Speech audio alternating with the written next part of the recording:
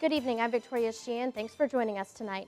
On March 7th, 1965, thousands gathered at the Brown Chapel AME Church to begin a march from Selma to Montgomery. Their goal? To establish equal voting rights for all Americans. But as they got to the Edmund Pettus Bridge, they were stopped by law enforcement, resulting in what is known as Bloody Sunday.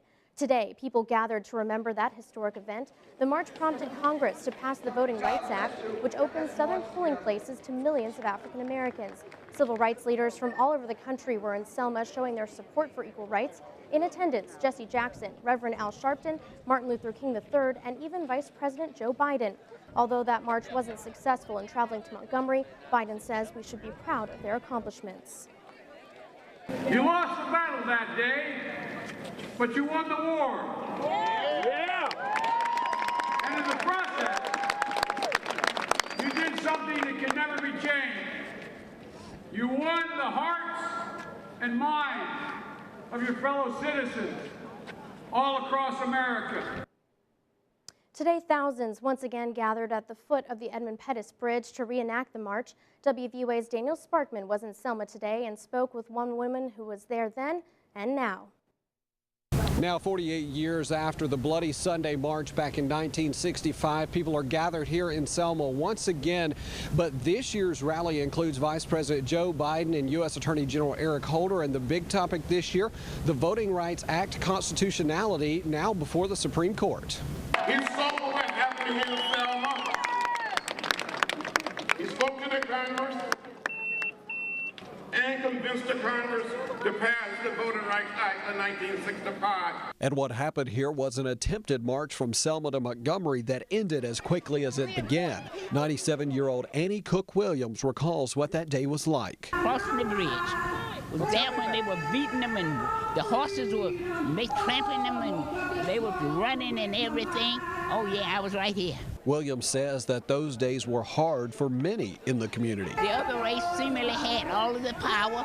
We had nothing, and that makes a big difference, you know. When you have nothing, you're afraid, and you have to do whatever the races tell you to do. And I don't know, it was terrible. But in the years since the march in 1965, Williams says there is still room to grow. A lot of improvement to be made. We are not there yet. We are not there yet. We have to make lots of improvement on down the road. Yeah. It may come when I'm going on 10 or 15 years from now. I hope so. But right now, we got a long way to go. Those in attendance today say that they are happy with the direction that the country is going and hope for continued progress. In Selma, Daniel Sparkman, WVUA News. During his speech, Vice President Biden, who was an activist in his hometown, apologized that it took him 48 years to visit Selma. Well, some people heading to Selma today may have noticed huge plumes of smoke. The smoke belonged to flames that tore through 2,416 acres of land. Thankfully, it was a controlled burn at the Midline Road and Old Newey Hard Road in Perry County. According to Colleen Van Sant with the Alabama Forestry Commission, the burn is completely legal and is being done by the U.S. Forest Service. Van Sant says it is an accepted forest management practice, and there are several reasons why such a large controlled burn can be ordered, but it is not clear yet why the Forest Service scheduled this one. Healthcare costs in America are rising rapidly and could reach over $4 trillion annually within a decade. And filmmakers are challenging this issue right here in West Alabama. WVUA's Tara Rowe shows you how a showing of the movie Escape Fire is bringing attention to ways Americans can help change the healthcare system. The average per capita cost of healthcare in the United States is $8,000, compared to the $3,000 in the rest of the developed world. And the cost continues to rise. When you look at what the healthcare system is spending for the latest machines, that's just going to keep going up because there's always a new machine. And we believe that we can fix it with a machine or with a pill. The Centers for Disease Control and Prevention says much of the healthcare spending in the United States goes to treating preventable diseases like heart disease, diabetes, and cancers caused by obesity. And this is where you can help with the high cost of healthcare.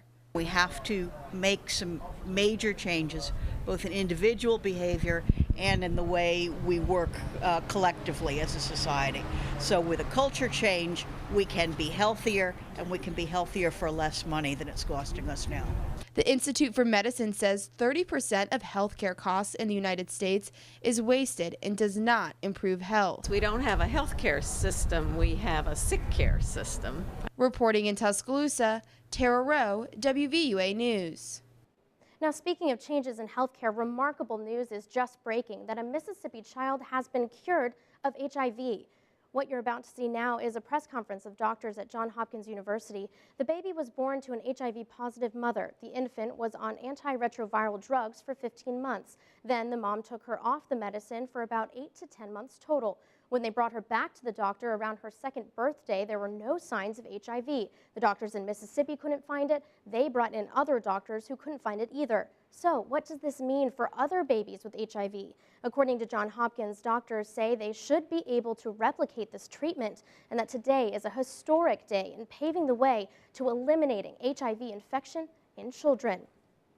An example of the impact AIDS and HIV have in the world was in West Alabama tonight in the form of a children's choir from Uganda. As of 2009, AIDS has orphaned nearly 14 million children in sub-Saharan Africa, according to UN AIDS, but one Ugandan church is singing out against the statistic. The Watoto Choir visited several churches in West Alabama over the past week.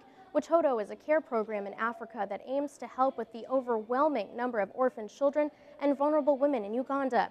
The choir travels around the world to raise money for the program, and its singers are orphans themselves.